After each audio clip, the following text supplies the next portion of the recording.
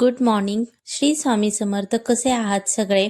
आज वातावरण थोडंसं चांगलं झालंय, नाहीतर 2 दिवस अगदी कंटिन्यू पाऊस पडत होता. रात्रंदिवस पाऊसच चालू होता 2 दिवस. याच्या अगोदर आम्हाला मोठा पाऊस झाला नव्हता, पण आता हा 2 दिवसात भरपूर मोठा पाऊस झालाय. आणि आता थोडंसं वारं पण सुटले आणि ऊन पण पडायला लागलाय.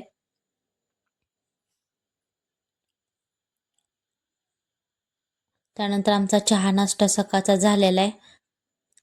तर सकाळी मी आता फेरफटका मारायला गेलते, तर हा झाडाचा मला मोठा पेरू सापडला. सगळे तर शॉर्ट व्हिडिओ मध्ये मी नवरात्रीचे उपवासाचे पदार्थ तुमच्यासोबत रेसिपी शेअर केली आहे. ते तुम्ही नक्की ट्राय करून बघितलीत का? आणि बघितली असेल तर ते कशी झाली आहे आणि तुम्हाला आवडली का हे मला कमेंट मध्ये नक्की सांगा. अगदी झटपट आणि अगदी पौष्टिक अशा रेसिपी तुमच्यासोबत मी शेअर केल्या आहेत. आणखी शॉर्ट व्हिडिओ बघितले नसते तर जाऊन माझ्या चॅनलवरती नक्की बघा.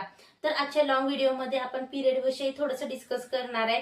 तर एक मी ड्रिंक मी स्वतः घेतलेला आहे आणि मी मागच्या 2-3 महिन्यापासून ते ट्राय करते आणि मला त्याचा खरंच खूप उपयोग झाला आहे. बऱ्याचशा प्रमाणात माझं पिरियडचं क्रॅम्प असेल, पोटदुखी असेल याच्यामध्ये कमी झालेलं आहे आणि व्यवस्थित अगदी सहजपणे असं पिरियड येऊन जातात. तर मी तुमच्यासोबत ते शेअर करायचं असं माझ्या मनात विचार येऊन गेला. तर ती ड्रिंकची रेसिपी आपण ह्याच व्हिडिओमध्ये आपण बघणार आहे. तर व्हिडिओ तुम्ही नक्की शेवटपर्यंत बघा. तर सर्वात अगोदर आपण पिरियड विषयी थोडंसं डिस्कस करूया की त्याच्यामध्ये आपण हायजीन कसं मेंटेन केलं पाहिजे. ज्या महिला म्हणजे आता 90% तर महिला जे पॅड वगैरे आहे, सॅनिटरी नॅपकिन वगैरे आहे ते वापरतात. पण आणखी ग्रामीण भागातले काही महिला आहेत ते कापड किंवा ते रेड कलरचं ते कापड मिळतं दुकानात तेच वापरत आहेत. पण असे कापड वगैरे तुम्ही कॉटनचे न वापरता तुम्ही पॅड वापरलेले चांगले का? तर हे हायजीनच्या दृष्टीने सुद्धा चांगलं आहे. ते कॉटनचं कापड सारखं धुवून धुवून तेच रियूज केल्यानंतर त्याच्यात खूप असं बॅक्टेरिया, खूप अशी घाण जमा होते आणि ते स्वच्छ होते का नाही हे सुद्धा आपल्याला माहिती नसतं. बरं, तेही एक विषय झाला. पण महिला आहेत त्या व्यवस्थित ते सूर्यप्रकाशात वाळवत नाहीत की कुणाला दिसू नये म्हणून एखाद्या सावलीच्या ठिकाणी वाळवतात किंवा एखाद्या म्हणजे अडगळीच्या ठिकाणी वाळवतात. तिथं डायरेक्ट सूर्यप्रकाश सुद्धा जात नाही. तर अशामुळे काय होतं की त्याच्यामधून आपल्याला इन्फेक्शन होण्याचे चान्सेस भरपूर प्रमाणात असतात. तर हे असे अनहायजेनिक असे फडके वगैरे वापरण्यापेक्षा, कापड वापरण्यापेक्षा तुम्ही सॅनिटरी पॅड हे वापरलं पाहिजे. आणि सॅनिटरी पॅड हे तुम्हाला कोणतं वापरायचं, जे तुम्हाला ब्रँड चांगल्या प्रकारे सूट होतं तेच तुम्ही वापरलं पाहिजे. ज्या काही काही पॅडला काय वरून असं प्लास्टिकचं शीट वगैरे असतं ते न वापरता छान कॉटनचं शीट असणारं तुम्ही वापरलं पाहिजे, जेणेकरून आपल्याला रॅश येणार नाही किंवा त्याचं इन्फेक्शन आपल्याला होणार नाही. तर तुम्ही हे पॅड वापरलं पाहिजे. त्यानंतर तुमचे जे इनरवेअर्स आहेत ते पिरियडच्या वेगळ्या असल्या पाहिजेत. 5-6 आपण इनरवेअर्स आपल्याकडे असल्याच पाहिजेत एक्स्ट्राच्या आणि पिरियडच्या ह्या वेगळ्या असल्या पाहिजेत 2-3. तर ते ह्या पिरियडच्या इनरवेअर्स आहेत ते सुद्धा आपल्याला गरम पाण्याने स्वच्छ धुवायचे आहेत, डेटॉलच्या पाण्यानं. आणि आपल्याला डायरेक्ट सूर्यप्रकाशात ह्या वाळवायचे आहे, ना की कुठल्या कपड्याच्या खाली, ना की बाथरूम मध्ये किंवा सावलीच्या ठिकाणी, अडगळीच्या ठिकाणी हे वाळवायची नाहीयेत. तर सूर्यप्रकाशात काय होतं, व्यवस्थित वाळल्यानंतर आपल्याला फंगल इन्फेक्शन वगैरे असं होण्याचे चान्सेस कमी प्रमाणात असतात, म्हणजे होतच नाहीये त्याच्यामुळं. तर तुम्ही हे डायरेक्ट आपल्या इनरवेअर्स आहेत ते सूर्यप्रकाशात वाळवल्या पाहिजेत. तर तर पिरियडच्या पॅन्टीज ह्या वेगळ्या असल्या पाहिजेत आणि रेग्युलरच्या सुद्धा वेगळ्या असल्या पाहिजेत. आणि दोन्हीही रेग्युलरच्या दिवसातही आणि पिरियडच्या दिवसातही तुम्ही तुमच्या इनरवेअर्स ह्या कडक उन्हातच वाळवल्या पाहिजेत. तर आणि त्यानंतर मी तुम्हाला आहाराविषयी सांगते. तर या काळात आपल्याला मूड स्विंग्स होत असतात आणि बाहेर जाऊन काहीतरी सारखं अरबट चरबट खाण्याची इच्छा होत असते. तर अशा वेळेस तुम्ही थोडंसं कंट्रोल केलं पाहिजे. अशा दिवसांमध्ये आपण चांगला सात्विक आहारच घेतला पाहिजे. तर तिखट, तेलकट किंवा जास्त मसालेदार पदार्थ न खाता वरण भात असेल, भाजी चपाती असेल, भाजीमध्ये जरा थोडेसे कमी मसाले वगैरे वापरून असं हे सात्विक आपण घरचं जेवण जेवलं पाहिजे, जेणेकरून जे आपले पिरियड क्रॅम्प आहेत ते सुद्धा आपल्याला कमी प्रमाणात होतील आणि जे काय आपले मूड स्विंग्स होत आहेत ते सुद्धा आपल्याला कमी प्रमाणात होतील. आणि जे काही तुमचं जे क्रॅम्प वगैरे आहे तर ते सुद्धा आपल्याला कमी प्रमाणात होणार आहे. तर अशा वेळेस आपल्याला हे असं छान असं सात्विक वगैरे जेवण करायचं आहे. कमी मसालेदार, कमी तेलकट आणि बाहेरचं जंक फूड वगैरे या दिवसात अवॉइड करायचं आहे. त्याचबरोबर चहा कॉफीचं सेवन अति प्रमाणात करायचं नाही. सकाळी 1 कप, संध्याकाळी 1 कप चालेल, पण ज्या वर्किंग वुमन असतात त्या 3-3, 4-4 कप चहा वगैरे दिवसातून होत असतो, किंवा अगदी गृहिणी जरी असेल तरी कामाचा लोड पडतोय म्हणून 3-4 कप वगैरे असं चहा कॉफी घेत असते. पण अशा दिवसांमध्ये तुम्ही ते प्रमाण कमी केलं पाहिजे. सकाळी 1 कप, संध्याकाळी 1 कप असं घेतलं पाहिजे. तर जे चहा कॉफीमुळे काय होतं अतिसेवनानं, की आपल्या जे क्रॅम्प असतात त्यांना ते जास्त ट्रिगर होतात आणि ते जास्त आपल्याला पोटदुखी वगैरे दुखायला चालू होतं. तर अशा वेळेस तुम्ही याचं सेवन थोडंसं कमी प्रमाणात करायचंय. त्याचबरोबर तुम्हाला जर खूपच क्रॅम्प येत असतील, खूपच पोट दुखत असेल, म्हणजे ते दुखणं आपल्याला सहनच होत नसेल, अंथरुणातून उठूच वाटत नसेल, तर इतकंही दुखणं आपल्याला सहन करायचं नाहीये. जाऊन आपल्या गायनेकशी आपण संपर्क केला पाहिजे आणि त्यांच्याकडून योग्य ती मेडिसिन घेतली पाहिजे. त्या ज्या प्रिस्क्राईब करतात पेन किलर वगैरे ते घेतल्या पाहिजे. म्हणजे पेन किलर घेणं अगदी चुकीचं नाहीये, पण आपण स्वतःहून जाऊन ते पेन किलर घ्यायचं नाहीये.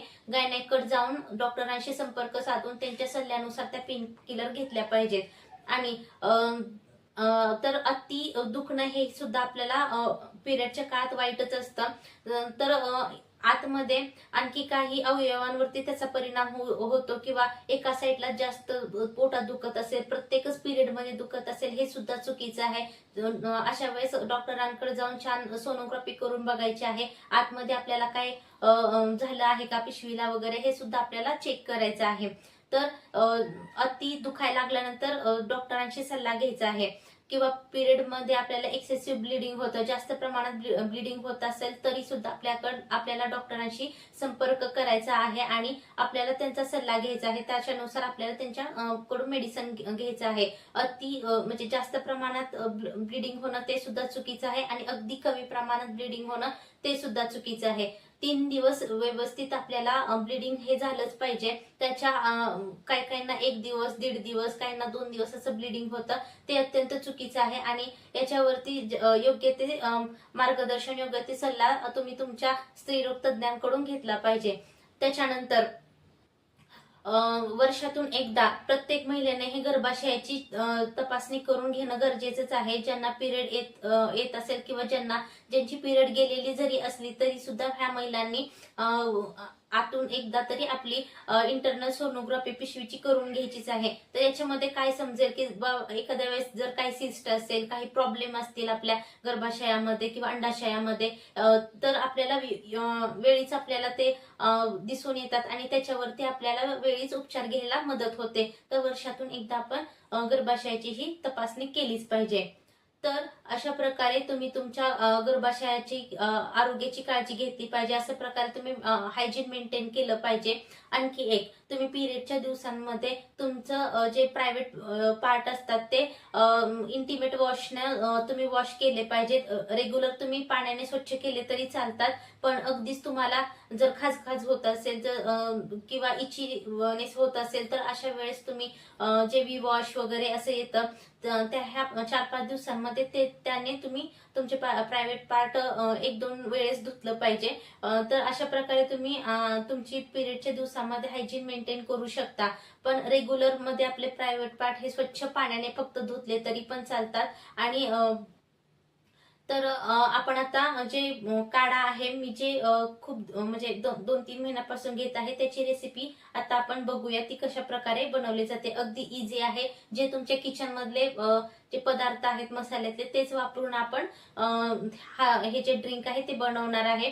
तर याच्यामुळे काय होईल की पिरियडचे क्रॅम्प वगैरे आहे ते बऱ्या प्रमाणात आटोक्यात येतील आणि जे म्हणजे डिले होत असतील जर पिरियड म्हणजे आपल्या डेट पेक्षा 3-4 दिवस जर पुढे जात असेल तर ते थोडंसं ऑन टाइम येण्यासाठी पण मदत होईल.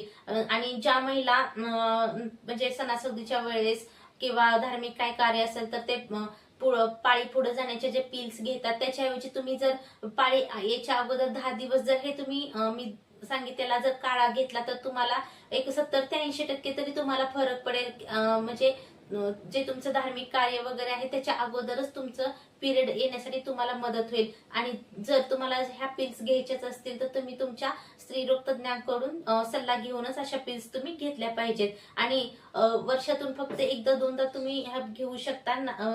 ह्याचे सुद्धा दुष्परिणाम भरपूर आहेत, म्हणून ह्या पिल्स आपल्याला घ्यायच्या नाहीत. त्याच्याऐवजी असे घरगुती उपाय सुद्धा तुम्ही करू शकता. आणि एक गोष्ट, तुम्ही काळ्या तिळाचे गुळामधले जे लाडू असतात ते छोट्या छोट्या लिंबाच्या आकाराचे लाडू बनवून ठेवायचेत. एक 20-25 लाडू बनवून ठेवायचेत आणि हा काढा आणि ते लाडू हे गरम पाण्यासोबत तुम्ही ते लाडू खाऊ शकता. काळ्या तिळाचे गुळासोबत बनवलेले लाडू अगदी सोपे आहे. आणि आज मी तुम्हाला ते लाडू पण दाखवलेच, ते पण माझ्याकडे काळे तीळ आता अवेलेबल नाहीत, पांढरे आहेत. सो माझ्याकडे ज्यावेळेस काळे तीळ अवेलेबल होतील त्यावेळेस मी तुम्हाला ती रेसिपी नक्की दाखवेन. त्याच्याने सुद्धा परिणाम बऱ्यापैकी पडतो. म्हणजे पिरियड वेळेवर येण्यासाठी किंवा तुम्हाला जर ऑन टाइम पिरियड जर हवी असेल तर ते लाडू पण बऱ्यापैकी मदत करतात. तर आणि किंवा कच्ची पपई वगैरे ती खाल्ल्याने सुद्धा आपल्याला जे पिरियड टायमिंगवर येण्यासाठी ह्याची मदत होते. या सगळ्यामध्ये काय असतं तर उष्णतेचं प्रमाण भरपूर असतं. तर अशामुळे आपल्याला पिरियड वगैरे आहे ते व्यवस्थित ऑन टाइम येण्यासाठी मदत. तर आता आपण काढा बनवायला घेतोय. काढ्यासाठी मी अर्धा ग्लास पाणी उकळत ठेवलं आहे. त्यानंतर याच्यामध्ये 1 चमचा मी जिरं, 1 चमचा बडीशेप, त्यानंतर थोडीशी हळद, त्यानंतर थोडासा गूळ, त्यानंतर 1 चमचा ओवा आणि कुटलेली इलायची घालून हे मिश्रण मी 10 ते 15 मिनिटासाठी उकळून घेतलं आहे. आणि त्यानंतर गाळून आपल्याला कोमट करून मग हे प्यायचं आहे. हाय, तर आपलं हे आता ड्रिंक रेडी झाले. हे आपल्याला पिरियड यायच्या अगोदर 10 दिवस अगोदर हे सकाळ संध्याकाळ हा काढा घ्यायचा आहे. आणि त्याचप्रमाणे जे मी काळे तीळ आणि गुळाचे जे लाडू सांगितलेत, जसं की आपण संक्रांतीला तिळगुळाच्या लाडू बनवतो, फक्त गुळ आणि तीळ टाकून असे छोटे छोटे आपल्या लिंबाच्या आकाराचे लाडू बनवायचे आणि गरम पाण्यासोबत 2 असे संध्याकाळी झोपताना घ्यायचे आहे. आणि हा सकाळ संध्याकाळ काढा घ्यायचा आहे. पिरियड याच्या अगोदर 10 दिवस हे उपाय तुम्ही करायला चालू करायचे.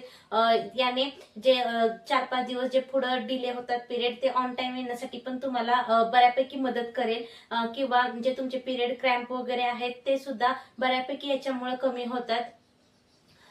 त्याचबरोबर तुम्ही हॉट वॉटर बॅग वगैरे पण ठेवून पोट वगैरे शेकू शकता. याने सुद्धा आपल्या जे पिरियडचे क्रॅम्प असतील, पोटदुखी असेल, त्याने ते कमी होण्यासाठी मदत होते. आणखी एक गोष्ट मी सांगते, जे पिरियड पुढे ढकलण्यासाठी पिल्स घेतात महिला, त्यांनी सुद्धा हा पिरियड याच्या अगोदर 10 दिवस हे करू शकतात. याचे काही साईड इफेक्ट नाहीयेत. जे काय आहे ते घरगुतीच आहे. आपल्या रोजच्या आहारातच म्हणजे जेवणात जे मसाले वापरतो त्याच्यापासूनच हे बनवलेलं आहे. तर तरी सुद्धा त्यांना घ्यायचंच असेल पिल्स वगैरे तर डॉक्टरांच्या सल्ल्यानेच घ्या. पण वर्षातून 1-2दाच फक्त त्या डॉक्टरांच्या सल्ल्याने सुद्धा त्या पिल्स घ्या. त्या पिल्स म्हणजे आरोग्याच्या दृष्टीने चांगल्या नाहीयेत. आणि हे जे ड्रिंक आहे ते तुम्ही सुद्धा घेऊ शकता. प्लस ते लाडू सुद्धा तुम्ही ट्राय करू शकता. आणि कधी म्हणजे पिल्स घेण्यापेक्षा हे घरगुती उपाय केलेले कधीही चांगले आणि त्याचे काही दुष्परिणाम सुद्धा होणार नाहीयेत. तर अशा प्रकारे तुम्ही हे घेऊ शकता ड्रिंक. आणि आणखी एक गोष्ट, ज्या महिलांना किंवा ज्या मुलींना 1.5-2 महिने पिरियड येत नाही, त्यांना एकदा चेक करायचं आपल्याला पीसीओडी, पीसीओएस किंवा थायरॉइड सारखे जर आजार वगैरे तर नाही येत ना, तर अशा वेळेस त्यांनी व्यवस्थित डॉक्टरांशी आपल्या जे गायनॅक आहे त्यांच्याशी संपर्क केला पाहिजे. व्यवस्थित तपासणी केली पाहिजे आणि त्याच्यावरती मेडिसिन घ्यायला चालू करायचे. प्लस योग्य आहार घ्यायचा आहे आणि योग्य योगा आणि डाएट सुद्धा करायचं आहे. तर अशा आणि महिलांनी दररोजच्या दररोज 30 ते 45 मिनिटं योगा हा केलाच पाहिजे. त्याच्यामुळे आपल्या पिरियड मध्ये सुद्धा पिरियड सुद्धा आपले चांगले येतील आणि आपलं आरोग्य सुद्धा चांगलं राहील. तर अशा प्रकारे हे आपलं ड्रिंक तयार आहे. आणि जे काही मी टिप्स सांगितले ते तुम्ही नक्की ट्राय करा, तुम्हाला सुद्धा नक्की हेल्प होईल. तर रात्रीच्या जेवणासाठी मला धपाटे खाण्याची खूप इच्छा झाली. अगदी 5-6 बनवायचे होते, म्हणून मी बनवायला घेतले. आणि आजच्या ब्लॉगचा एंड मी इथंच करते. आणि आजच्या ब्लॉगमधील माहिती तुम्हाला कशी वाटली कमेंटमध्ये नक्की सांगा. बाय.